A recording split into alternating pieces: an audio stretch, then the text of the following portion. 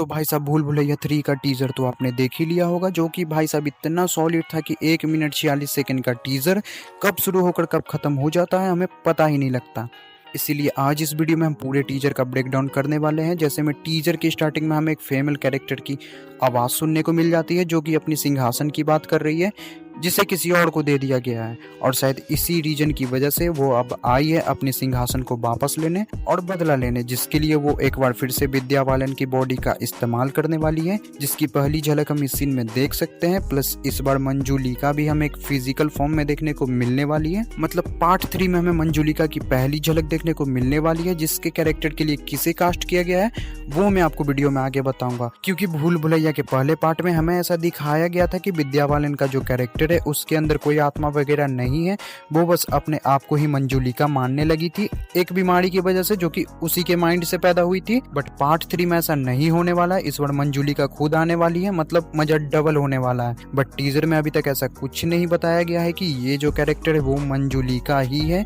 लेकिन मूवी में विद्या बालन को रिटर्न कराया गया है, तो 99% ये चांस है कि ये आत्मा कोई और नहीं बल्कि मंजूलिका ही है। प्लस टीजर में हमें मंजूलिका का गाना भी सुनने को मिल जाता है, तो हाँ, हम 99% ये मान सकते कि ये जो कैरेक्टर है वो मंजूलिका ही है, जो कि इस बार सच में मूवी के अंदर एंट्री लेने वाली है अपनी सिंहासन की वजह से, जो कि किसका था, किसको दिया गया था, क्यों दिया गया था, उसके लिए हमें थोड़ा वेट करना होगा मूवी का। बट बात अगर टीजर की करें तो टीजर में आगे चलकर हमें एक आदमी को दिखाया जाता है जिसका वेशभूषा बिल्कुल पुराने जमाने की तरह होता है, कोई राजा महाराजा की तरह, जिसे कि यह आत्मा खींचकर कहीं ले जा रही है। उसके बाद हमें एक बड़ा सा तस्वीर देखने को मिल जाता है, जो कि 101% उसी इंसान का होगा जिसे मंजूलिका का सिंहासन दिया गया होगा। इसीलिए वो जब आती होगी तब वो सबसे पहले इस तस्वीर को ही जलाती होगी, जिसे हम टीजर में देख भी सकते हैं। टीजर में थोड़ा और आगे हमें फिर से वही एक दरवाजा देखने को मिल जाता है, जैसा कि अभी तक हम दोनों पार्ट में देखते आ रहे हैं, जिसे ऑफ कोर्स किसी को छूना भी मना होगा। बट कोई आएगा जो कि इस दरवाजे को पूरा खोल ही देगा,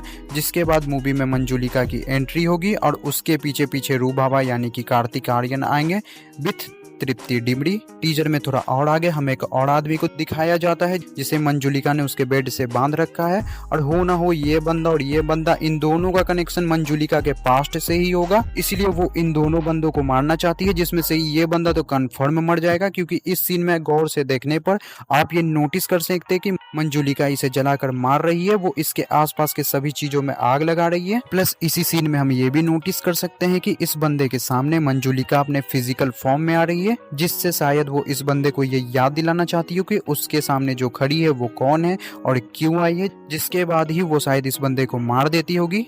इन सब के बाद हमें एक बहुत तगड़ा सीन देखने को मिल जाता है, जिससे कि हम इसका अंदाजा लगा सकते हैं कि इस मूवी की बजट अपने दोनों पहले पार्ट से ज्यादा होने वाली है। टीजर में थोड़ा और आगे चलकर हम कार्तिक आर्यन यानी कि रूह बाबा के साथ एक और इंसान को नोटिस कर सकते हैं, जिसका फेस पूरी तरह से काला है, जो कि खुद भी डरा हुआ है। इसीलिए ऑफ कोर्स ये कोई आत्मा वगैरह नहीं होगा, बल्कि ये खुद यहाँ रूह बाबा के साथ आया होगा और मंजूलिका का परफॉर्मेंस देख करके डर गया होगा, और बाद में उसे देखकर रूह बाबा डर गए होंगे। टीजर के इस सीन में हम कार्तिक आर्यन को भी राजा महाराजा वाले वेशभूषा में नोटिस कर सकते हैं, जो कि छोटे पंडित को मार रहे हैं, वो भी चाबुक से, जिसका कनेक्शन भी ऑफ कोर्स कहीं ना कहीं से मंजूलिका के ही साथ होगा, क्योंकि टीजर के स्टार्टिंग में ऐसे ही ड्रेस में हम इस बंदे को भी पहने हुए देख सकते हैं। प्लस इस सीन में ये बंदा भी पगड़ी पहने हुए है, और इस सीन में कार्तिक आर्यन को भी हम पगड़ी पहने हुए साफ देख सकते हैं। इसलिए हो ना हो इस ड्रेस का कनेक्शन कहीं ना कहीं से मंजूलिका के ही साथ होगा। नेक्स्ट और आखिरी डिटेल, इस सीन में कार्तिक आर्यन कहते हैं वो भूतनी चुड़ैल वैम्पायर खून देखते ही आ जाती है, और इस सीन में एक तांत्रिक भी इस दरवाजे के ऊपर